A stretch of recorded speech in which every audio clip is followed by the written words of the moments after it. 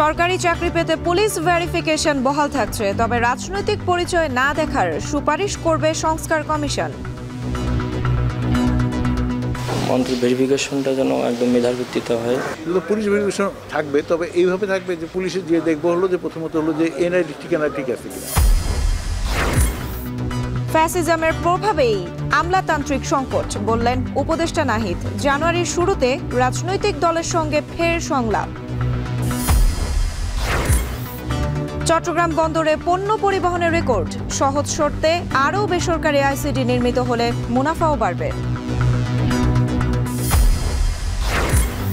এবং গাছের রস গুড় হবার আগেই অনলাইনে বিক্রি। রাজশাহীতে কমেছে খেজুরের গুড়ের উৎপাদন, বাড়ছে দাম।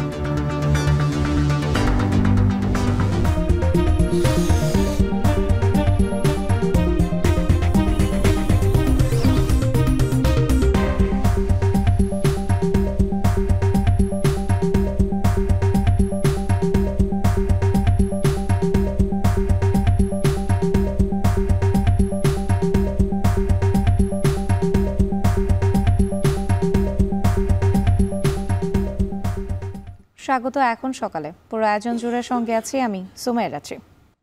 কোটা না মেধা, লাখো তরুণের কণ্ঠে উচ্চারিত স্লোগান। 17 বছরের শিক্ষা জীবন শেষে একটি সরকারি চাকরি পেতে রীতিমতো যুদ্ধে নামতে হয় শিক্ষার্থীদের। কোটার দাপট শেষে যে কয়টি চাকরি বেঁচে থাকতো মেধাবীদের জন্য, তাতেও প্রয়োজন রাজনৈতিক পরিচয়। আর বয়সসীমা পার হয়ে গেছে, অবশিষ্ট থাকতো বুক ভরা আর্তনাদ। শিক্ষার্থীরা বলছেন, রাজনীতিবিদরা পুলিশ ভেরিফিকেশনকে দলীয় কর্মী সংগ্রহের অস্ত্র হিসেবেই ব্যবহার করেছে। আব্দুল লতিফের ক্যামেরায় আরিফ হোসেনের প্রতিবেদন। শিক্ষাজীবন শেষে একটি সরকারি চাকরির অপেক্ষা, দিনরাত এক পড়ার টেবিলে। একে একে সরকারি চাকরি পরীক্ষায় উত্তীর্ণ হতে শুরু করেছিলেন জগন্নাথ বিশ্ববিদ্যালয় থেকে অনার্স মাস্টার্স শেষ করা আলামিন। 1-2 করে 26টি ভাইবার জন্য ডাক পেলেও অজানা কারণে বারবার ছিটকে পড়ছিলেন তিনি। ভাইবার আগে যে ভেরিফিকেশনগুলো যেগুলো হয়, ওইগুলো আমার খুব ভালো পরীক্ষা এবং খুব ভালো ভাইবা দেওয়ার পরেও কেমন জানি হচ্ছিল না। তার ভিতরে উল্লেখযোগ্য ছিল 35 SI নিরস্ত্র এবং ডিজিএফের একটা চাকরি। এই দুইটা চাকরি আমি আশাবাদী ছিলাম। ভালো লিখিত ও মৌখিক পরীক্ষা দেওয়ার পরও কেন সরকারি চাকরি পাচ্ছিলেন না আলামিন, কারণ হিসেবে সামনে আসে ছাত্র দলের সংশ্লিষ্টতার কথা। প্রশাসন কেন্দ্রিক যেসব চাকরিগুলো ছিল, ওই সব চাকরিগুলোয় আমার কাছে মনে হইতেছিল যে ওরা অনেক বেশি কিছু জানতে চায়। যেমন আমার মাতৃকুল পিতৃকুল খুব ভালোভাবে জাজ করার চেষ্টা করতো বারবার। আমি আমার জায়গা থেকে আমি আমাকে ক্লিয়ার দিতাম। মেধা না রাজনীতি, সরকারি চাকরিতে কোনটি সবচেয়ে বেশি গুরুত্বপূর্ণ? অভিযোগ রয়েছে, বিগত সরকারের সময় মেধার থেকে বেশি গুরুত্বপূর্ণ হয়ে উঠেছে রাজনীতি। কারণ পুলিশ ভেরিফিকেশনের নামে বিভিন্ন সময় অনেককে চাকরি থেকে বাদ দেওয়া হয়েছে, অনেকে মেধা থাকার পরও ছিটকে গিয়েছে সরকারি চাকরির দৌড়ে। আমরা চূড়ান্তভাবে সুপারিশ হওয়ার পরও পুলিশ ভেরিফিকেশনের কারণে আমরা আটকে যাচ্ছি। আমার মনে হয় এটা একটা রাজনৈতিক অস্ত্র হিসেবে ব্যবহার করা হয়। কোনো রাজনৈতিক সংশ্লিষ্টতার কারণে আটকে যায়, তখন বিষয়টা আসলেই একজন স্টুডেন্টের জন্য হতাশা। ঢাকা বিশ্ববিদ্যালয়ের কেন্দ্রীয় লাইব্রেরি, পড়ার টেবিলে মুখ গুজে থাকা শিক্ষার্থীরা কি ভাবছে পুলিশ ভেরিফিকেশন নিয়ে? পরিশ্রম করে সে তার যোগ্যতা অনুযায়ী চাকরি পাবে, এটা সবচেয়ে ভালো হবে এবং ভাইভাতে কোনো পক্ষপাতিত্ব করা হবে না, সে যে দলেরই হোক। এটা অনেক ভালো একটা পদক্ষেপ। বৈষম্যটা দূর হোক, যে কোনো পরিচয় যে কোনো এই থাকুক না কেন, সেটা আমরা যেন মন্ত্রী ভেরিফিকেশনটা যেন একদম মেধার ভিত্তিতে হয়। সাধারণত চাকরি, পাসপোর্ট, লাইসেন্স, বিভিন্ন গুরুত্বপূর্ণ স্থাপনা ব্যবহার বা অন্য কোনো প্রয়োজনীয় ক্ষেত্রে আবেদনকারীর দেয়া তথ্য সঠিক আছে কিনা যাচাই করার পাশাপাশি প্রার্থীর চারিত্রিক ও সামাজিক অবস্থান সম্পর্কে তথ্য যাচাই করতে পুলিশ ভেরিফিকেশন করা হয়। স্থানীয় থানার পুলিশ গোপনে বা প্রকাশ্যে প্রার্থীর উল্লিখিত ঠিকানায় সরজমিনে তদন্ত করে থাকেন। পুলিশের তথ্য অনুসারে ভেরিফিকেশনের সময় 21টি বিষয় যাচাই করা হয়। যে ব্যক্তি যে ঠিকানা দিয়েছেন সেটি ঠিক আছে কিনা, এটা একটা মূল বিষয়। দ্বিতীয়ত হলো যে তিনি তার নামে কোনো মামলা আছে কিনা, কোনো বড় ধরনের কোনো অভিযোগ আছে কিনা, সেটি 2 জায়গায় খতিয়ে দেখা প্রয়োজন। সেটি তার যেখানে স্থায়ী ঠিকানা, যেখানে বাসা সেটি, আর তিনি যেখানে পড়াশোনা করেছেন সেই জায়গাতে। এর বাইরে অন্য কিছু দেখতে যাওয়া মানেই হলো ওই ব্যক্তির মেধা কিংবা তার যোগ্যতাকে ছোট বা খাটো করে দেখা। পুলিশের সাম্প্রতিক কর্মকাণ্ডে বিব্রত বাংলাদেশ। গঠন হয়েছে পুলিশ সংস্কার কমিশন। কমিশন প্রধান বলছে পুলিশ ভেরিফিকেশনের সংশোধনের জন্য সুপারিশ করবে তারা। নাম পরিচয়ের পাশাপাশি চাকরি প্রার্থী কোনো সাজাপ্রাপ্ত বা নৈতিক স্খলনের রেকর্ড রয়েছে কিনা পুলিশ ভেরিফিকেশনে এতটুকুই দেখা হবে। চাকরি প্রার্থীদের রাজনৈতিক পরিচয় না খোঁজার জন্য সুপারিশ করবে কমিশন। পুলিশ ভেরিফিকেশন থাকবে, তবে এইভাবে থাকবে যে পুলিশের যে দেখবো হলো যে প্রথমত হলো যে এনআইডি ঠিকানা ঠিক আছে কিনা, তার রাজনৈতিক পরিচয়, তার বাবার পরিচয় দেখার দরকার নাই। আর অতীতে নাকি শুনলাম যে ফুপা পর্যন্ত, মানে যারা খালু, মানে যারা দূরে আত্মীয় না, মানে অনেক বৈবাহিক সম্পর্কে দূরে থাকে অন্য জায়গায়, তাদেরকেও খোঁজ করা হতো আর কি।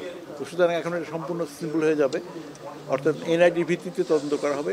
পুলিশ ভেরিফিকেশনের নামে রাজনৈতিক অস্ত্র ব্যবহারের সুযোগ নতুন বাংলাদেশে আর না দেওয়ার দাবি সাধারণ শিক্ষার্থীদের। আরিফ হোসেন, এখন, ঢাকা। নির্বাচন ও সংস্কারের আগে আইন শৃঙ্খলা ও নিত্যপণ্যের দামে মানুষকে স্বস্তি দিতে হবে। শুক্রবার ফোরাম ফর বাংলাদেশ স্টাডিজের সংলাপে দ্বিতীয় সেশনে এমন সব কথা বলেছেন শ্বেতপত্র প্রণয়ন কমিটির প্রধান ডক্টর দেবপ্রিয় ভট্টাচার্য। সংলাপে নাগরিক সমাজের প্রতিনিধিরা বলেন, রাজনীতিবিদদের দৃষ্টিভঙ্গির বদল না হলে গণতান্ত্রিক ব্যবস্থা পুনরুদ্ধার কঠিন হবে। বিপ্লব পরবর্তী ঐক্য ধরে রাখতে ফ্যাসিজম লোপ করতে প্রয়োজনীয় সংস্কারের বিষয়টিও উঠে আসে আলোচনায়। আরও জানাচ্ছেন নাজমুস সাকিব। ঐক্য, সংস্কার আর নির্বাচন নিয়ে ব্যাপক আলোচনার মাঝেই এ নিয়ে ফোরাম ফর বাংলাদেশের সংলাপের দ্বিতীয় অধিবেশনে উপস্থিত হন রাজনৈতিক ব্যক্তিত্ব, ছাত্র প্রতিনিধি, সুশীল সমাজের ব্যক্তিবর্গ, অর্থনীতিবিদ সহ নানাজন।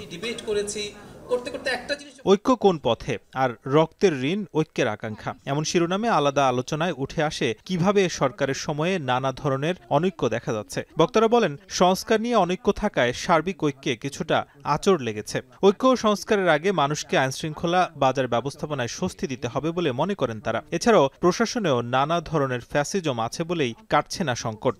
বিভিন্ন ধরনের ব্যাখ্যা বিবরণ নিয়ে নিজেদের ভিতরে বিভেদ সৃষ্টি না করে ভবিষ্যতের বাংলাদেশকে নিয়ে, আমাদের স্বপ্নের জায়গাটাকে নিয়ে ঐক্য সৃষ্টি করতে হবে। পরবর্তী নির্বাচিত সরকারগুলো কি কাজ করবে তার ইশতেহারটা কোথায়? এখন জনগণের কাছে সেই প্রতিশ্রুতিটা দিতে হবে। সেই প্রতিশ্রুতির মধ্যে অন্তত ন্যূনতম এই জিনিসটা থাকা দরকার, রাজনৈতিক দলগুলি অন্তত নিজের ভেতরে গণতন্ত্র প্রতিষ্ঠা করবে।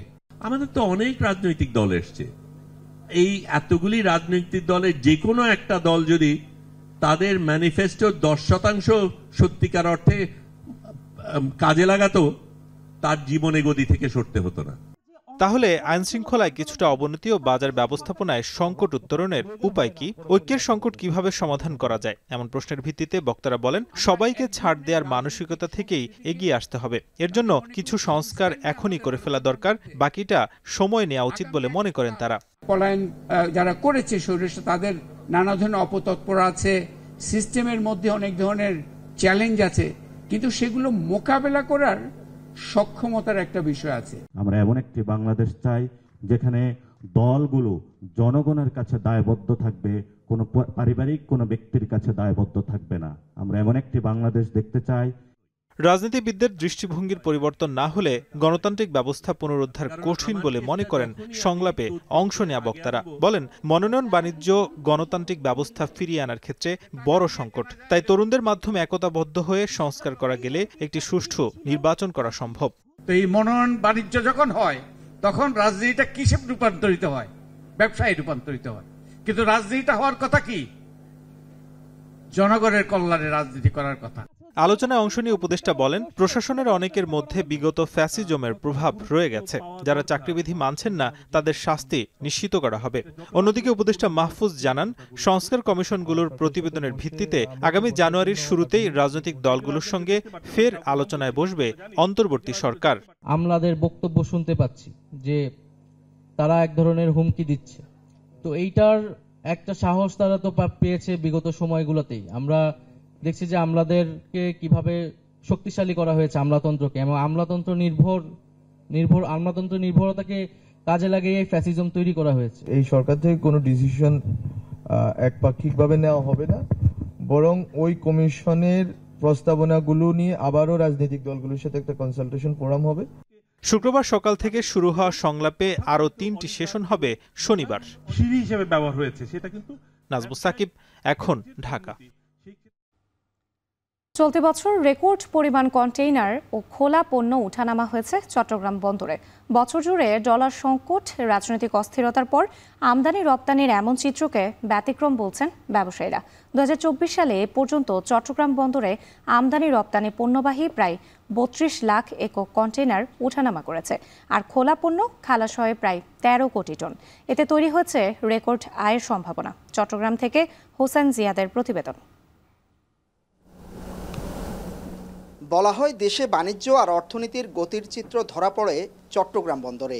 এবছরের শুরু থেকে আগস্ট পর্যন্ত রাজনৈতিক অস্থিরতা, ডলার সংকটে দেশের অর্থনীতি ছিল প্রায় বিপর্যস্ত। অথচ বন্দরের তথ্য দেখাচ্ছে ভিন্ন চিত্র। এবার পণ্য আমদানি ও রপ্তানিতে অতীতের সব রেকর্ড ভেঙে গেছে চট্টগ্রাম বন্দরের। 2024 সালের 26 ডিসেম্বর পর্যন্ত রেকর্ড 32,25,000 কন্টেইনার হ্যান্ডলিং করেছে চট্টগ্রাম বন্দর, যা গেল বছরের চেয়ে 2.25 লাখ বেশি। এক্ষেত্রে প্রবৃদ্ধি প্রায় 6%। কর্তৃপক্ষের আশা, রেকর্ড পরিমাণ পণ্য ওঠানামায় বৈশ্বিক বন্দরের তালিকায় এগিয়ে যাবে চট্টগ্রাম বন্দর। অত্যন্ত আন্তরিকতার সাথে আমাদের বন্দরের কর্মকর্তা, কর্মচারী, ইউজার, শ্রমিকরা সবার আন্তরিকতা থাকার কারণে আমরা এইবার আসলে অন্যান্য গতবারের সব রেকর্ড ভঙ্গ করে আমাদের এখানে প্রায় 32,23,000 কন্টেইনার হ্যান্ডলিং হয়েছে। আন্তর্জাতিক পর্যায়ে যদি বলেন, আমরা প্রতি বছর যে ক্যালেন্ডার ইয়ারে আমরা কন্টেইনারের হিসাবটা করি, তো এইবার আমরা আশা করছি আমরা 67তম অবস্থানে আছি টোটাল লয়েডস লিস্টে। তো এইবার সেটা আরও কয়েক ধাপ এগোবে। শুধু তাই নয়, এবছর খোলা পণ্য যেমন চাল, ডাল, চিনি, সিমেন্ট ক্লিংকার পরিবহনেও রেকর্ড করেছে চট্টগ্রাম বন্দর। বন্দর ব্যবহারকারীরা বলছেন, দক্ষতা বৃদ্ধি ও আধুনিক যন্ত্রপাতি সংযোজনের সুফল পাচ্ছে চট্টগ্রাম বন্দর। কর্মকর্তা কর্মচারী যারা আছেন তাদের দক্ষতার কারণে প্লাস ইকুইপমেন্ট সংযোজনের কারণে সব মিলিয়ে কিন্তু চট্টগ্রাম বন্দরে কিন্তু এখন সেই কনজেশন আগের মতো নাই।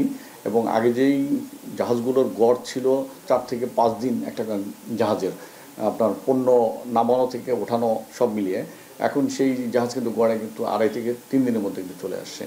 তবে এলসিএল কন্টেইনার বন্দরের বাইরে থেকে ডেলিভারি দিলে এবং সহজ শর্তে আরও বেশি বেসরকারি আইসিডি করার সুযোগ দিলে বন্দরের কার্যক্রম আরও গতিশীল হবে বলে মনে করেন শিপিং এজেন্টরা। সেটা 111 থেকে 111-এর পর থেকে যারাই কাজ করছে তারা কিন্তু এখনই কাজ করছে, সেটা আউটার অ্যাঙ্গেজ বলেন, জেটির ভিতরে বলেন। সো আমাদের এটার থেকে এটাকে ভাঙতে হবে, যেটা এখন বন্দর চেয়ারম্যান বলছে এবং উপদেষ্টা বলছে যে ওপেন টেন্ডার। যখন আপনার ওপেন টেন্ডার হবে, কাজের গতি বাড়বে, প্রতিযোগিতা বাড়বে এবং আমাদের বিশ্বের এক্সিস্টিং যে রেট আছে সেটাও কিন্তু কম হবে। বন্দরে আসা প্রতি কন্টেইনার হ্যান্ডলিং করে প্রায় $42 আয় করে চট্টগ্রাম বন্দর। এছাড়া জাহাজের অবস্থান ভাড়া সহ নানা রকম চার্জ মিলিয়ে বছরে 4.5 কোটি টাকা আয় হয় বন্দরের। হোসাইন জিয়াদ, এখন চট্টগ্রাম। জনজীবনে জেঁকে বসেছে শীত, এতে সবচেয়ে বেশি বিপাকে পড়েছেন নিম্ন আয়ের মানুষেরা। এ নিয়ে আরও জানাতে চুয়াডাঙ্গা থেকে যুক্ত হচ্ছেন অনিক চক্রবর্তী। অনিক, আপনার কাছে জানতে চাই ছিন্নমূল মানুষের কি অবস্থা, এবং একই সাথে জানতে চাই তীব্র শীত নিয়ে আবহাওয়া অফিস কি বলছে।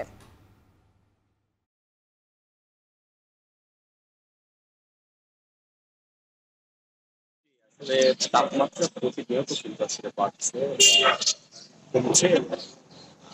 তাপমাত্রার যে আজকে যে তাপমাত্রা সকাল 6টায়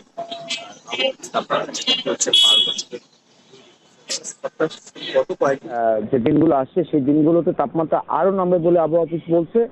এছাড়া আজকের যে চিত্র, আজকে ভোর থেকে কিন্তু আসলে ঘন কুয়াশায় ঢাকা ছিল সড়কের চারিপাশ।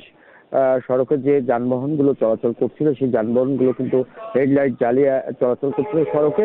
পাশাপাশি বেলা যত বাড়ছে কুয়াশা কেটে যাচ্ছে, কিন্তু এখন পর্যন্ত কিন্তু আসলে সূর্যের দেখা মেলেনি রাত্রি। পাশাপাশি একটা বিষয় জানিয়ে রাখি যে এই যে হঠাৎ করে শীত বাড়ায়, সাধারণ যে মানুষ আছে, দিন আনা খেটে খাওয়া মানুষ আছে, তারা চরম আকারে এক প্রকার দুর্ভোগে পড়েছে। বিশেষ করে তাদের আয়ে যে বড় একটা আয়, সেখানে কিন্তু আসলে ভাটা পড়েছে। পাশাপাশি বাজার ঘাটেও কিন্তু আসলে লোক সমাগমের উপস্থিতি একেবারে আসলে কম। বিশেষ করে সবজি বাজার, মাছ বাজারে আমি দেখেছি যে পাইকারি যে আড়তগুলো আছে সেখানে কিন্তু আসলে লোকজনের উপস্থিতি আজকে কম। ক্রেতা বিক্রেতা দুইজনের সংখ্যায় আসলে কম। বেলা বাড়লে এই সংখ্যার উপস্থিতি আসলে বাড়ছে, কিন্তু আসলে ভোরে এবং সন্ধ্যার পরে কিন্তু সাধারণ মানুষের দুর্ভোগটাই আসলে একটু বেশি। খুব প্রয়োজন ছাড়া আসলে ভোরবেলা এবং সন্ধ্যার পরে মানুষজন আসলে সড়কে বেরোচ্ছে না বললেই চলে। বিশেষ করে একটা রাত্রে বিষয় জানিয়ে রাখি যে এই শীতপ্রবণ এলাকা চুয়াডাঙ্গা, শুধু শীতপ্রবণ না, গরমেও কিন্তু আসলে তীব্র তাপদাহ থাকে চুয়াডাঙ্গায়। শীত এবং গরম মিলিয়ে কিন্তু চুয়াডাঙ্গাবাসী কিন্তু এক প্রকার দুর্ভোগেই থাকে বলা চলে। এখন পর্যন্ত কিন্তু জেলা প্রশাসনের পক্ষ থেকে 10,000-এর উপরে বেশি কম্বল বিতরণ করা হয়নি। যে 10,000 কম্বল দেওয়া হয়েছে 4টি উপজেলায়, সেটি কিন্তু আসলে শীতার্থ যারা আছে মানুষ তাদের জন্য আসলে খুবই কম। এরই মধ্যে জেলা প্রশাসকের আমার সাথে কথা হয়েছিল। জেলা প্রশাসক বলছে যে তারা ইতিমধ্যে আরো তালিকা চাহিদাপত্র পাঠিয়েছে, অতি দ্রুত আসলে সরকারি কম্বল এই শীতার্তদের মাঝে সেই সরকারি কম্বলগুলো বিতরণ করা হবে। তো রাত্রির শীত পরিস্থিতি নিয়ে আমার কাছে চুয়াডাঙ্গা থেকে এই ছিল সর্বশেষ। রাত্রি চুয়াডাঙ্গা থেকে যুক্ত ছিলেন অনিক চক্রবর্তী, জানাচ্ছিলেন শীতের তীব্রতার খবর। মৌসুম পরিবর্তনের সাথে সাথে ঘোরে গ্রামীণ অর্থনীতির চাকা, আসে নতুন গতি। শীত সমৃদ্ধ করে গ্রামীণ অর্থনীতি। যেমন খেজুরের রস আর গুড়কে কেন্দ্র করে রাজশাহীর গ্রামগুলোতে আসে অর্থনৈতিক পরিবর্তন। অনলাইন ভিত্তিক ব্যবসার প্রসারে বর্তমানে লাভ বেড়েছে প্রান্তিক কৃষকদের। এবছর গাছ থেকে সংগৃহীত রস গুড় হবার আগেই বিক্রি হচ্ছে অনলাইনে। তাতে কমেছে গুড়ের উৎপাদন, বাড়ছে দাম। রাজশাহী থেকে রায়হানুল ইসলামের ক্যামেরায় রকিবুল হাসানের প্রতিবেদন।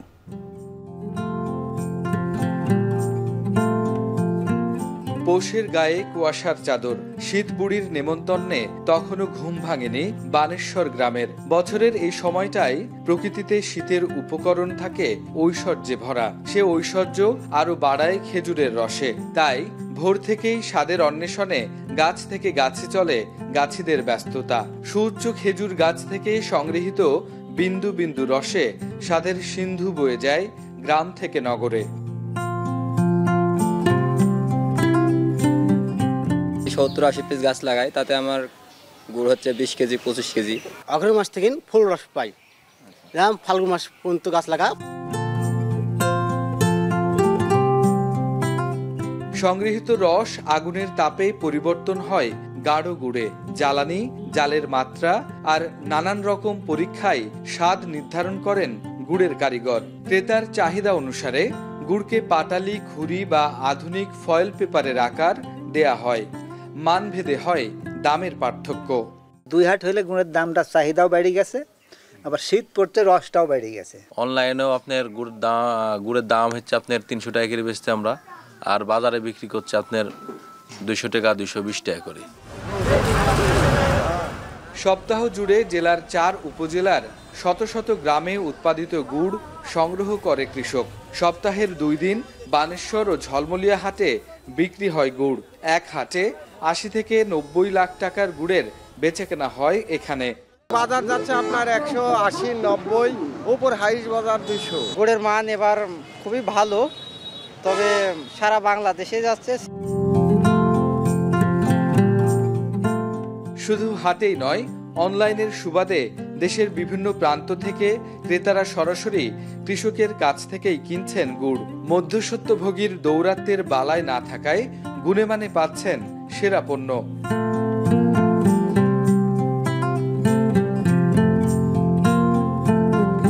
অনলাইনের এই ব্যবসাগুলো যখন বাড়বে, B2B বাড়বে, বা অনলাইনে সরাসরি ক্রেতার থেকে উৎপাদনকারীর থেকে ক্রেতা নিতে পারবে, এটাও সম্ভব করা, তখন কিন্তু দেখা যাচ্ছে যে লাভবান সবচেয়ে বেশি হবে উৎপাদনকারীরা। তবে গাছি ও গুড়ের কারিগররা বলছেন, এবছর অনলাইনে খেজুরের রসের বিক্রি বাড়ায় কমছে গুড়ের উৎপাদন। যারা গুড় নিচ্ছিল আমাদের কাছ থেকে, এর আগে ওরাই রস এই বছর থেকে নেওয়া শুরু করেছে। বরফজাত করব, এটা যখন বরফ আকৃতি ধারণ করবে তখন আমরা আরেকটা কক্সিটে পার করে আবার বরফ দিব। পরিবহন সেক্টরটা একটু উন্নতর কারণে এটা সম্ভব হচ্ছে। মানুষ তো সহজে যেটা পাচ্ছে ওটাই সহজভাবে নিচ্ছে, তো চাহিদা বলতে গেলে চাহিদা প্রতি বছরই বাড়তেছে। রাজশাহী কৃষি সম্প্রসারণ অধিদপ্তর বলছে, জেলার 4 উপজেলায় খেজুর গাছের সংখ্যা প্রায় 6 লাখ। চলতি মৌসুমে যা থেকে এবছর প্রায় 9,000 মেট্রিক টন খেজুরের গুড় উৎপাদনের আশা কৃষি বিভাগের। রাকিবুল হাসান, এখন, রাজশাহী। উপকূলীয় অঞ্চলের নদী খালের নোনা জলে জন্মানো গোলপাতা গাছ এখন কৃষকদের অর্থনৈতিক সম্ভাবনার নতুন দিগন্ত খুলে দিয়েছে। এই গাছ থেকে উৎপাদিত রস ও গুড় দেশি বিদেশি বাজারে জনপ্রিয় হয়ে উঠেছে। জলবায়ু পরিবর্তনের চ্যালেঞ্জ মোকাবেলায় কৃষকরা ধান চাষের পাশাপাশি গোল গাছের চাষে ঝুঁকছেন। পটুয়াখালীর কলাপাড়া থেকে জসিম পারভেজের প্রতিবেদন। নোনা জলের এক সময়ের অবহেলিত গাছ গোলপাতা এখন কৃষকদের কাছে সোনার ফসল। পটুয়াখালীর কলাপাড়ার নীলগঞ্জ ইউনিয়ন সহ 8টি ইউনিয়নের খালবিলে দেখা মিলে এই গাছের। শত বছর ধরে অভিজ্ঞতার মাধ্যমে শীত মৌসুমে বাহরের ফলের কাণ্ড কেটে সংগ্রহ করা হয় রস ও গুড়। জমিতে ধান চাষের চেয়ে এই গোলপাতা চাষ করে 3 গুণ আয় করছেন চাষিরা। 100 গাছে ধরেন মনে করেন আমরা 2 কলস রস আসবে।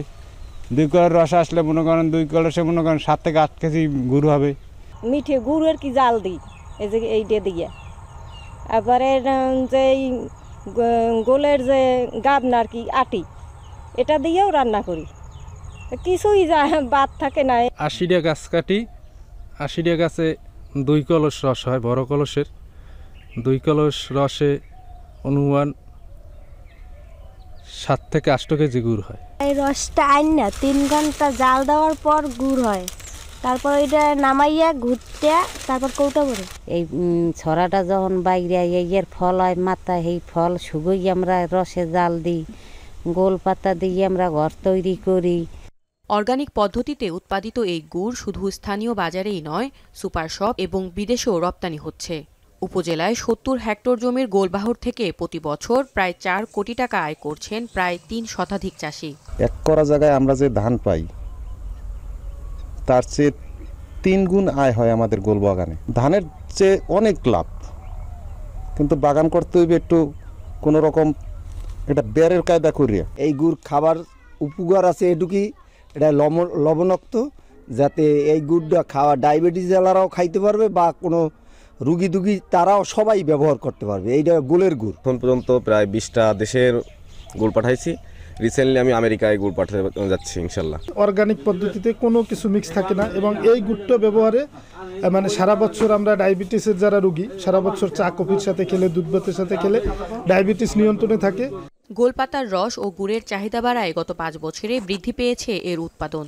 কৃষি নির্ভর দেশে গোলগাছের মাধ্যমে আর্থিক সক্ষমতা অর্জনে কৃষকদের গড়ে তোলা জরুরি। সরকারি ও বেসরকারি উদ্যোগ নেওয়া হলে গোলবাহর চাষে আর্থিকভাবে স্বাবলম্বী হবে কৃষকরা বলে দাবি সংশ্লিষ্টদের। জলবায়ুর পরিবর্তিত পরিস্থিতিতে গোলপাতা চাষে কৃষকদের প্রশিক্ষণ দিচ্ছে সরকারি ও বেসরকারি সংস্থা। আমরা কৃষি বিপণন অধিদপ্তরের পক্ষ থেকে তাদেরকে যে ধাপগুলো অবলম্বন করে ভোক্তা পর্যায়ে একদম ভালো মানের গুড় পাওয়া যায় সেই ধাপগুলোতে উন্নয়নের চেষ্টা করছি। জলবায়ু পরিবর্তনের চ্যালেঞ্জকে জয় করে বিকল্প জীবিকার নতুন সম্ভাবনা তৈরি করেছে গোলগাছ। এতে করে শুধু কৃষকই নয়, লাভবান হচ্ছে দেশি বিদেশি ভোক্তারাও। কলাপাড়া এখন সকালে নিচ্ছি ছোট্ট একটি বিরতি, ফিরছি একটু পর।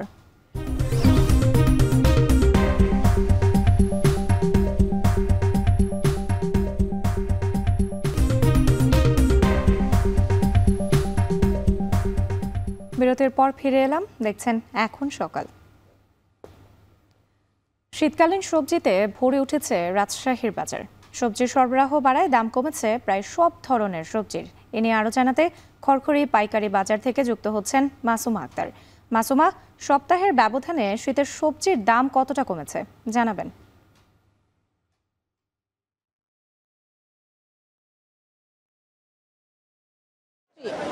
এই যে পৌষের যে শীতের সময়টি চলছে, এতে করে আসলে বাজারে কিন্তু সব ধরনের শীতকালীন সবজির যে সমারোহ সেটি কিন্তু ঘটেছে। রাজশাহীর বাজারেও তার ব্যতিক্রম নয়। রাজশাহীর বাজারে কিন্তু আজকে আমরা লক্ষ্য করছি বাজারে সব ধরনের শীতকালীন সবজির পাশাপাশি অন্যান্য যে সবজিগুলো রয়েছে সেগুলোরও সরবরাহ বেশ পর্যাপ্ত থাকার কারণে কিন্তু দাম একেবারেই অর্ধেকেরও কম যদি বলি সেটি কিন্তু নেমেছে।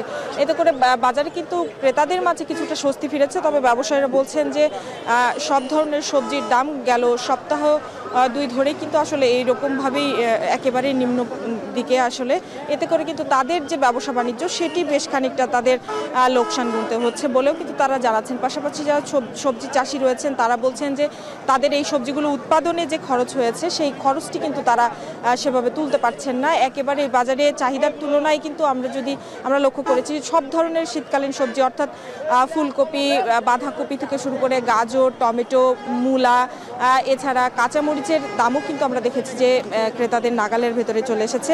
একটু যদি আজকে দাম দরটি জানিয়ে রাখি, ফুলকপি বিক্রি হচ্ছে কিন্তু 3 থেকে 5 টাকা কেজিতে, বেগুন বিক্রি হচ্ছে 20 থেকে 35 টাকা কেজিতে, সিম বিক্রি হচ্ছে 15 থেকে 20 টাকায়, মূলা 15 টাকা কেজি, টমেটো 30 থেকে 40 টাকায় পাওয়া যাচ্ছে। এছাড়া গাজর বিক্রি হচ্ছে 32 টাকা, 20 টাকা থেকে 32 টাকা কেজি দরে, আলু বিক্রি হচ্ছে 44 থেকে 50 টাকা কেজি দরে। এখানে কিন্তু রকমভেদে রয়েছে বিভিন্ন জাতের আলু। এছাড়া কাঁচামরিচ সেটি পাওয়া যাচ্ছে 20 থেকে 30 টাকা কেজিতে, বাঁধাকপি পাওয়া যাচ্ছে 20 টাকা পিস। এছাড়াও কিন্তু আসলে সবজির পাশাপাশি পেঁয়াজের ক্ষেত্রে আমরা দেখেছি যে নতুন পেঁয়াজ বাজারে এসেছে এবং তাতে করে পেঁয়াজের দরেও কিন্তু বেশ খানিকটা দরপতন হয়েছে এবং পেঁয়াজও কিন্তু এখন নাগালের মধ্যেই পাওয়া যাচ্ছে। পেঁয়াজ কেজি প্রতি বিক্রি হচ্ছে 35 টাকা কেজিতে। এছাড়া পুঁই ফল সেটি বিক্রি হচ্ছে 40 থেকে 45 টাকা কেজিতে, ব্রোকলি পাওয়া যাচ্ছে 20 থেকে 25 টাকা পিস আকারে কিন্তু। এছাড়া পেঁপে বিক্রি হচ্ছে 20 থেকে 30 টাকা কেজিতে। এখানে ব্যবসায়ীরা বলছে যে সব ধরনের সবজিতেই আসলে দাম অনেকাংশেই কমে এসেছে, ক্রেতা সমাগমও বাজারে তুলনামূলক কম, তবে বাজারে আমদানি কিন্তু সবজির অনেকাংশেই বেশি। তবে সবচেয়ে বেশি যে সবজিতে প্রভাব আমরা লক্ষ্য করছি সেটি হচ্ছে ফুলকপি। ফুলকপির বাজারে যে সরবরাহ সেটি তুলনামূলক অনেক বেশি। এর বিপরীতে কিন্তু চাহিদা একেবারেই কম হওয়ার কারণে ফুলকপি কিন্তু এখন যে ফুলকপি মৌসুমের শুরুর দিকে আসলে 60 থেকে 80 টাকাতেও পাওয়া গিয়েছে, সেই ফুলকপিটি কিন্তু আজকে বাজারে মিলছে মাত্র 2 থেকে 3 থেকে 5 টাকা পিস আকারে কিন্তু বিক্রি হচ্ছে। এছাড়া পেঁয়াজকলি যেটি রয়েছে সেটিও 6 থেকে 10 টাকা কেজিতে। পাশাপাশি আমরা দেখছি বিভিন্ন ধরনের শাক উঠেছে বাজারে, সেগুলোরও দাম কিন্তু নাগালের মধ্যেই রয়েছে, মাত্র 10 থেকে 15 টাকা আটি বা কেজি দরে কিন্তু আসলে এই শাকগুলো পাওয়া যাচ্ছে। এতে করে ক্রেতাদের মাঝে কিছুটা স্বস্তি ফিরেছে এবং ক্রেতারা কিন্তু বেশ খানিকটা খুশি, সব ধরনের সবজি তারা কিনতে পারছে। পাশাপাশি আলু পেঁয়াজের দামও এখন নিয়ন্ত্রণে চলে এসেছে। তবে বাজারে সবজির দাম, কাঙ্ক্ষিত সবজির দাম সেটি না পাওয়ার কারণে ব্যবসায়ীরা বলছেন তাদের বেশ খানিকটাই আসলে লোকসান গুনতে হচ্ছে, তবে তারা বাধ্য হয়ে এই দামে আসলে সবজি বিক্রি করতে হচ্ছে তাদেরকে। এই ছিল আমার কাছে রাজশাহীর পাইকারি খড়খড়ি বাজার থেকে আসলে সব ধরনের শীতকালীন সবজির সর্বশেষ খবর। লোকবল সংকট আর নানা অব্যবস্থাপনায় জর্জরিত চুয়াডাঙ্গার সরকারি সদর হাসপাতাল। শয্যা বাড়লেও বাড়েনি জনবল ও চিকিৎসার মান, তাই সুচিকিৎসা থেকে বঞ্চিত হচ্ছেন রোগীরা। তবুও সংকট কাটাতে উদ্যোগী নয় কর্তৃপক্ষ। বিস্তারিত অনিক চক্রবর্তীর প্রতিবেদনে।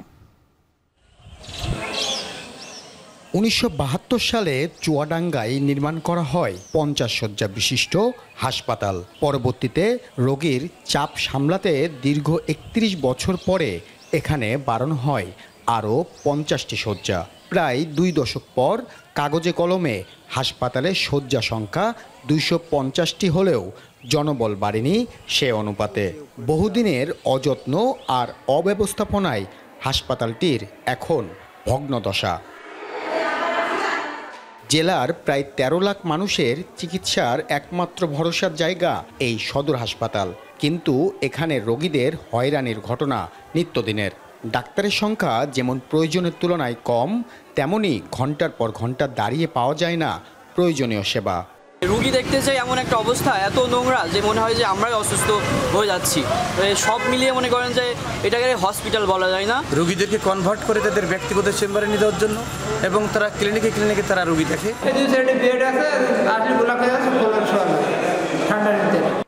চুয়াডাঙ্গার মা ও শিশু কেন্দ্রটি, যেটা নির্মাণ করা হয় 1959 সালে, যথাযথ ভালো মানের চিকিৎসা সেবা দেওয়ায় 2 বার পেয়েছে জাতীয় পুরস্কার, কিন্তু বর্তমানে এখানেও মেলে না কাঙ্ক্ষিত সেবা। চিকিৎসা নিতে আসা রোগী স্বজনরা পড়ছেন বিপাকে। 8টি পদের বিপরীতে নেই অর্ধেক জনবল। অনেক প্রসূতি রোগী চিকিৎসা কেন্দ্রে এসে ফিরে যেতে বাধ্য হচ্ছেন জনবল সংকটের কারণে। মা শিশু কল্যাণ কেন্দ্রে যে লক্ষ্যবল আছে তার চাইতে আর একটু বেশি হলে আমাদের সেবাটা আরো সুন্দর হবে। গরিব মানুষ এখানে আসছে একটু ফ্রিভাবে দেখাবো, কিন্তু ডাক্তার নেই এখানে, সেই পরিবেশ। ডিসি এসপি ওসিরা রাজনৈতিক দল রিং দেবে, রাত 1টা নি 2টি নি 3টি নি টাক জ্বালাবে। এই অ্যাম্বুলেন্স পুড়িয়ে গেলি, পয়সি গেলি, নষ্ট হয়ে গেলে অফিসারের লাভ। সংশ্লিষ্ট কর্মকর্তারাও জানালেন তাদের বিভিন্ন সীমাবদ্ধতার কথা। তবে এই প্রতিকূল পরিস্থিতিতেও প্রয়োজনীয় চিকিৎসা সেবা দেওয়ার আশ্বাস তাদের। বর্তমানে ডক্টর দুইজনই একটা ট্রেনিংয়ে আছে যশোরে, এ মাসের শেষেই ওরা এসে জয়েন করবে। বললে আমাদের এই যে মা ও শিশু স্বাস্থ্য সেবার যে কার্যক্রমটা, এগুলো আমরা চালিয়ে নিয়ে যেতে পারবো। জনবল প্রায় শেষ পর্যায়ে চলে আসছে। ইতিমধ্যে আমাদের মানে জনপ্রশাসনের ব্যাটিংটা হয়ে গেছে। এখন কিছু কোয়ারি আছে, সেটা স্বাস্থ্য বিভাগে আছে। দ্রুতই আমার মনে হয় জনবলের ইয়েটা কেটে যাবে। চুয়াডাঙ্গার সাধারণ মানুষ আশা করছেন এলাকাবাসীর কল্যাণে স্বাস্থ্য কেন্দ্রগুলোর সংকট কাটাতে দ্রুত উদ্যোগ নেবে কর্তৃপক্ষ। অনিক চক্রবর্তী, এখন চুয়াডাঙ্গা। এখন সকালে নিচ্ছি আরও একটি বিরতি, ফিরছি একটু পর।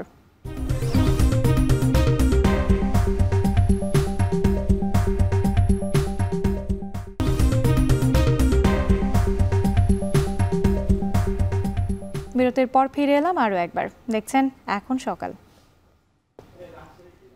এবারে আন্তর্জাতিক প্রসঙ্গ। ইতিহাসে প্রথমবারের মতো সূর্যের সবচেয়ে কাছাকাছি পৌঁছানোর পর নাসাকে কাঙ্ক্ষিত সময়ের আগে সিগন্যাল পাঠিয়েছে মহাকাশযান পার্কার সোলার প্রোব। 980 ডিগ্রি তাপমাত্রা সহ্য করে সূর্য থেকে 61 লাখ কিলোমিটার দূরে অবস্থান করছে নাসার এই মহাকাশযানটি। টানা কয়েকদিন যোগাযোগ বিচ্ছিন্ন থাকার পর অবশেষে এমন সিগন্যাল নিশ্চিতের পর সূর্য অভিযানের এই মিশনে আরও এক ধাপ এগিয়ে গেল নাসা। বিস্তারিত জানাচ্ছেন তৌহিদুর রহমান।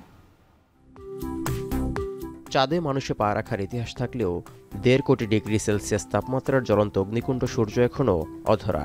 পৃথিবী থেকে প্রায় 15 কোটি কিলোমিটার দূরের এই উত্তপ্ত নক্ষত্রটির নানা রহস্য উন্মোচনে নতুন এক দিগন্তের পথে মানবজাতি। ইতিমধ্যে এমনই এক মিশনে রয়েছে মার্কিন মহাকাশ গবেষণা সংস্থা নাসার মহাকাশযান Parker solar probe. 24 December NASA নিশ্চিত করে প্রথমবারের মতো সূর্যের 62 লাখ কিলোমিটার দূরে পৌঁছে ইতিহাস রচনা করেছে মহাকাশযানটি। তবে সোলার প্রোবটি বেশ কয়েকদিন যোগাযোগের বাইরে থাকায় 27 ডিসেম্বরের মধ্যে সিগন্যাল পাওয়ার অপেক্ষায় ছিল নাসার গবেষকরা। তবে সেই অপেক্ষার প্রহর শেষ হওয়ার আগেই সংকেত পেলেন বিজ্ঞানীরা। খবর এলো এখন সূর্যের আরও কাছাকাছি সোলার প্রোব। সূর্য থেকে এটির দূরত্ব এখন 61 লাখ কিলোমিটার। সূর্যের কার্যকলাপ এবং সৌরজগতের অজানা তথ্য উদ্ঘাটনের এই অভিযানে পার্কার সোলার প্রোবকে চরম উচ্চ তাপমাত্রা এবং ভয়াবহ বিকিরণের মুখোমুখি হতে হবে বলে জানিয়েছেন বিজ্ঞানীরা। তাই মহাকাশযানটির চারপাশে দেয়া হয়েছে 4.5 ইঞ্চি পুরু কার্বন কম্পোজিট শিল্ডের আবরণ, যা 1400 ডিগ্রি সেলসিয়াস তাপমাত্রা সহ্য করতে সক্ষম। Never had a human-made object so close to the sun. To get that close, we had to use Venus to have our gravity assist to slow Parker down so that it could get that close. Also, we had to not melt. That's why the Parker has this heat shield that holds the instruments at room temperature and keeps the heat of the sun away. শুক্রবার 980 degree Celsius তাপমাত্রার মধ্যে থেকেও সূর্য অভিযানে থাকা যানটি এখনও নিরাপদ আছে বলে দাবি নাসার। এমনকি সূর্যের অনেক কাছে থেকেও স্বাভাবিকভাবে কাজ করছে এবং সিগন্যাল পাঠাতে সক্ষম পার্কার সোলার প্রোব। নাসা বলছে অভিযানটি সফল হলে জানা যাবে সূর্যপৃষ্ঠের সঙ্গে এর বায়ুমণ্ডলের তাপমাত্রার পার্থক্যের কারণ ও সৌরঝড়ের আদ্যপান্ত। 2018 সালে পৃথিবী থেকে পাড়ি দেয়া পার্কার সোলার প্রোব এর আগে 21 বার সূর্যকে প্রদক্ষিণ করেছে। ঘণ্টায় 4,30,000 মাইল গতিতে চলতে সক্ষম মহাকাশযানটি এখন পর্যন্ত মানবসৃষ্ট সবচেয়ে দ্রুতগামী যান। তৌহিদুর রহমান, এখন বিশ্ব। দ্বিতীয় ব্ল্যাক বক্স উদ্ধারের পরেও কাজাখস্তানে বিমান দুর্ঘটনার রহস্য উন্মোচন হচ্ছে না। তাই পাখির ধাক্কা, দুর্যোগপূর্ণ আবহাওয়াকেও ছাপিয়ে এখনও আলোচনার কেন্দ্রবিন্দুতে ইউক্রেনের ড্রোন ভেবে রাশিয়ার ক্ষেপণাস্ত্র হামলার দাবি। যুদ্ধ কবলিত অঞ্চলে এমন ঘটনা অস্বাভাবিক কোনো বিষয় নয় বলে মনে করছেন বিশেষজ্ঞরা। অলৌকিকভাবে বেঁচে ফেরা যাত্রীদের বর্ণনা থেকেও দুর্ঘটনার পেছনে রুশ সংশ্লিষ্টতার আভাস মিলছে। তৌহিদুর রহমানের আরও একটি প্রতিবেদন।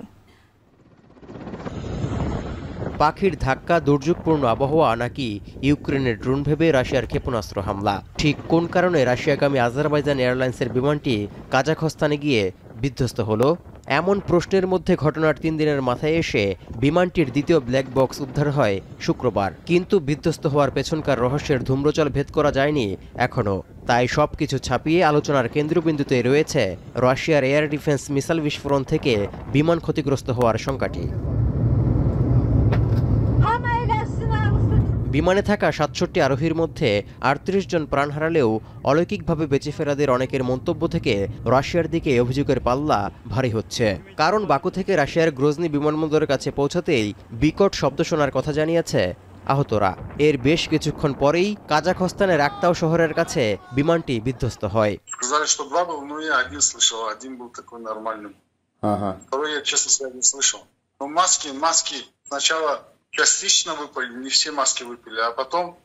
খোদ রাশিয়ার বিমান পরিবহন কর্তৃপক্ষ বলছে কুয়াশা এবং ইউক্রেনের ড্রোন হামলার সতর্কতার সময় বিধ্বস্ত হয়েছে আজারবাইজান এয়ারলাইন্সের বিমানটি।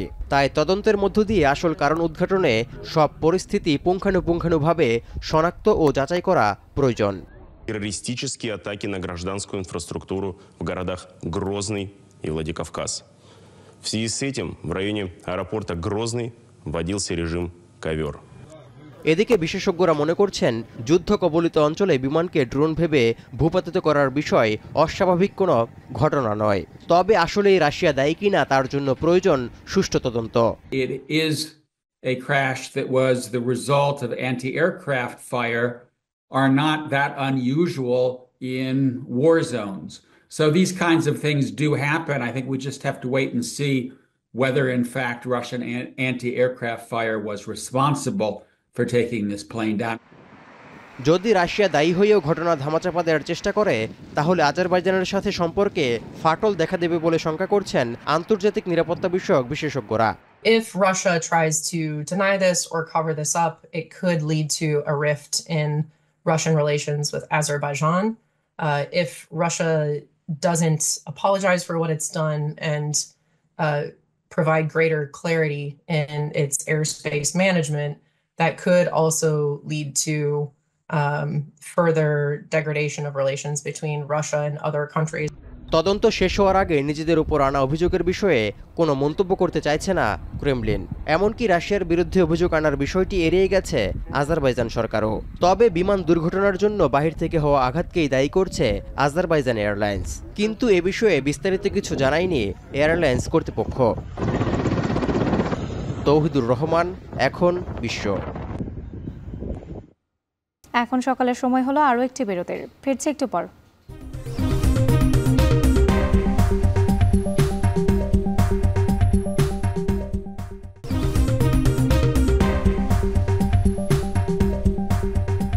বিরতির পর ফিরে এলাম আরও একবার। দেখছেন এখন সকাল। এবার খেলার প্রসঙ্গ। বিভিন্ন ফেডারেশনের অফিস পরিচালনার জন্য রুম না থাকলেও বঙ্গবন্ধু স্টেডিয়ামে মহানগর ফুটবল লীগ কমিটির জন্য বরাদ্দকৃত রুম দখলে রেখেছে বাফুফে। এ নিয়ে অন্য ফেডারেশনগুলোর রয়েছে মিশ্র প্রতিক্রিয়া। তবে বাফুফে বলছে রুম ছেড়ে দেওয়ার সুযোগ নেই। জাতীয় ক্রীড়া পরিষদ বলছে ফেডারেশনগুলোর রুম সংকট কাটাতে এরই মধ্যে পদক্ষেপ নিয়েছে তারা। ওয়াসেল হক পান্থর প্রতিবেদন। ক্রিকেট, ফুটবল বাদে বাংলাদেশের অন্য সকল খেলায় কম বেশি অবকাঠামোগত সংকট আছে। আন্তর্জাতিক অঙ্গনে ক্রীড়াবিদদের কাছে পদকের প্রত্যাশা থাকলেও এর বিপরীতে ন্যূনতম অনুশীলন সুবিধাই মেলে না অনেক ডিসিপ্লিনে। অন্য ফেডারেশনগুলোর যেখানে হাহাকার, সেখানে নিজস্ব ভবন থাকার পরও ক্রীড়াঙ্গনের আঁতুড়ঘর বঙ্গবন্ধু স্টেডিয়ামে আলাদা রুম দখল করে মহানগর লীগ কমিটির অফিস পরিচালনা করছে বাফুফে। এ নিয়ে ফেডারেশন কর্তাদের কণ্ঠে আক্ষেপ। ফুটবলের বিশাল ভবন আছে, তো বঙ্গবন্ধু স্টেডিয়ামে যে বিশাল স্পেসটা যে কোনো একজন যদি আমাদের দয়া করে দিয়ে দেন, তা আমরা ওটাকে খেলার হল রুম অনেক কিছু বানাতে পারি। তবে এই সংগঠকের চাওয়া আমলে নেওয়া সম্ভব নয় বলে সাফ জানিয়ে দিয়েছেন বাফুফের মহানগর লীগ কমিটির চেয়ারম্যান সাব্বির আহমেদ আরেফ। না, এটা তো ফুটবল ফেডারেশন, রুম আমাদেরই লাগবে। লীগ কমিটি চলতে হলে রুম লাগবে না, অফিস লাগবে না। লিগ তো চালাবো। আমরা যেহেতু নতুনভাবে এসেছি, আমরা তো অন্যভাবেই চালাবো, খুব গুরুত্ব সহকারে লিগ চালাবো। ফেডারেশনগুলোর অবকাঠামো সংকট সমাধানে বিকল্প প্রস্তাব দিয়েছেন ব্রিজ ফেডারেশনের অ্যাডহক কমিটির এই শিক্ষার্থী প্রতিনিধি। গণভবনটাকে যদি অন্য কোনো পারপাসে ব্যবহার করা হয়, সেক্ষেত্রে আমাদের দাবি থাকবে সেটা এই পপুলারিজম জাদুঘরটা না করে এখানে একটা বড় মাল্টি স্পোর্টস কমপ্লেক্স করা। সংকটের বিষয়ে অবগত জাতীয় ক্রীড়া পরিষদ, তবে বছরের পর বছর ধরে ফেডারেশন কর্তাদের অনুরোধের পরও কোনো পদক্ষেপ নেয়নি তারা। এনএসসির এই পরিচালক বলছেন, সংকট কাটাতে এবার ভিন্ন এক উদ্যোগ নেওয়া হয়েছে। আমাদের উপদেষ্টা মহোদয়ের আসলে ব্রেন চাইল্ড, উনি চিন্তা করেছেন বিভিন্ন ইনস্টিটিউট বা ফেডারেশনগুলো বিক্ষিপ্তভাবে আছে, একটা স্পোর্টস ইনস্টিটিউট যদি করা যায়, সেখানে সকলের যাতে সুবিধা পাওয়া যায় বা যার যার উপযুক্ততা অনুযায়ী যে সুবিধা পাওয়া যায় এবং তারা যাতে এখানে বসে তাদের খেলাটা ফ্রি মাইন্ডে, আমরা আশা করছি যে স্পোর্টস ইনস্টিটিউটটা হবে। বিগত সময়গুলোতে ফেডারেশনগুলোর তাবেদার কর্মকর্তারা অনেক মৌলিক সমস্যার সমাধান করতে চাননি কিংবা পারেননি। নতুন বাংলাদেশের সার্চ কমিটির মনোনীত সদস্যদের কাছে আছে তাই প্রত্যাশার পাহাড়। তাদের অভিভাবক সংস্থা থেকে তারা তাদের দাবি আদায় করে নিতে পারবে কিনা সেটি সময় বলবে। ওয়াসিউল হক পান্থ, এখন, ঢাকা। কক্সবাজারে জেলা প্রশাসন ও বাংলাদেশ সেনাবাহিনীর যৌথ উদ্যোগে শুরু হয়েছে হাফ ম্যারাথন প্রতিযোগিতা। কক্সবাজার টেকনাফ মেরিন ড্রাইভ সড়কের দরিয়ানগরের ভাঙার মুখ থেকে উখিয়ার ইনানি পর্যন্ত হবে এ প্রতিযোগিতা। আর এ নিয়ে আরও জানাতে কক্সবাজার থেকে যুক্ত হচ্ছেন মন্তোষ বেতক। মন্তোষ, প্রতিযোগিতায় অংশগ্রহণকারীর সংখ্যা কত? এই মুহূর্তে কোন পর্যায়ে আছে হাফ ম্যারাথন প্রতিযোগিতা জানাবেন।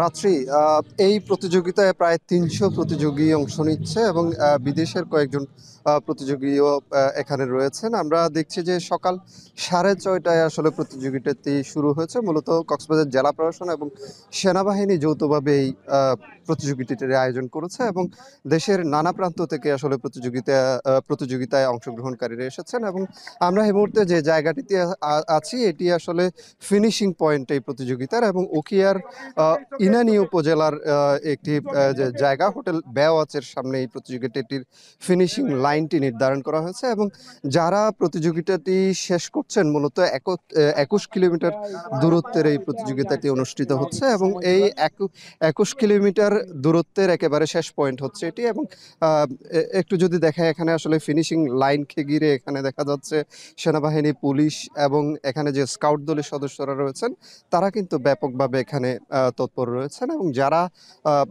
ফিনিশিং লাইনটি অতিক্রম করছেন তারা অত্যন্ত আন্তরিকতার সাথে এখানে গ্রহণ করছেন। এবং আমরা দেখছি যে কক্সবাজার শহর থেকে টেকনাফ পর্যন্ত যে দীর্ঘ মেরিন ড্রাইভ সড়ক, এই সড়কটির দুই পাশের যে নান্দনিক সৌন্দর্য, বিশেষ করে এক পাশে যে সমুদ্র রয়েছে, এক পাশে পাহাড় রয়েছে, এই নান্দনিক পরিবেশটা কিন্তু অত্যন্ত উপভোগ করেছেন দৌড়বিদরা। আমরা দৌড়বিদ এই হাফ ম্যারাথনে যিনি চ্যাম্পিয়ন হয়েছেন তার সাথে আমরা কথা বলেছি। তিনি যেটি বলছেন যে এরকম একটি নান্দনিক পরিবেশ এটি আসলে পৃথিবীর অন্য কোনো স্থানে পাওয়ার সুযোগ আসলে তারা কখনো পাননি। এই ধরনের অনুভূতি, এই ধরনের একটি প্রতিযোগিতা অংশগ্রহণ যে তারা করতে পেরেছেন, এটি নিয়ে কিন্তু তারা অত্যন্ত খুশি এবং মূলত এটির প্রতিপাদ্য হচ্ছে run for heroes of our victory শিরোনামে এই প্রতিযোগিতাটির আয়োজন করা হয়েছে এবং এটির মধ্য দিয়ে পরিবেশের প্রতি যে সচেতনতা, সেটির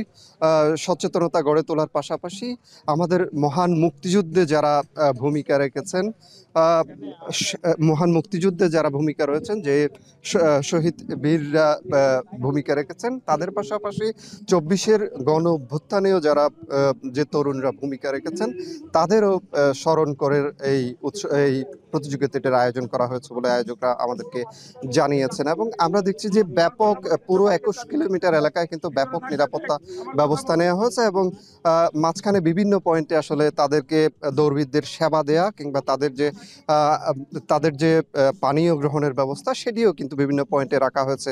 রাত্রি, এই ছিল আমার কাছে সবশেষ। কক্সবাজারে চলছে হাফ ম্যারাথন প্রতিযোগিতা, সেখান থেকে যুক্ত ছিলেন মন্তোষ বেতক। শেষ করছি এখন সকাল, তার আগে শিরোনামগুলো আরও একবার। সরকারি চাকরি পেতে পুলিশ ভেরিফিকেশন বহাল থাকছে, তবে রাজনৈতিক পরিচয় না দেখার সুপারিশ করবে সংস্কার কমিশন। মন্ত্রী ভেরিফিকেশনটা যেন একদম মেধার ভিত্তিতে হয়। পুলিশ ভেরিফিকেশন থাকবে, তবে এইভাবে থাকবে যে পুলিশের যে দেখবো হলো যে প্রথমত হলো যে এনআইডি ঠিকানা ঠিক আছে কিনা। ফ্যাসিজমের প্রভাবেই আমলাতান্ত্রিক সংকট, বললেন উপদেষ্টা নাহিদ। জানুয়ারির শুরুতে রাজনৈতিক দলের সঙ্গে ফের সংলাপ। চট্টগ্রাম বন্দরে পণ্য পরিবহনের রেকর্ড, সহজ শর্তে আরও বেসরকারি আইসিডি নির্মিত হলে মুনাফাও বাড়বে। এবং গাছের রস গুড় হবার আগেই অনলাইনে বিক্রি, রাজশাহীতে কমেছে খেজুরের গুড়ের উৎপাদন, বাড়ছে দাম।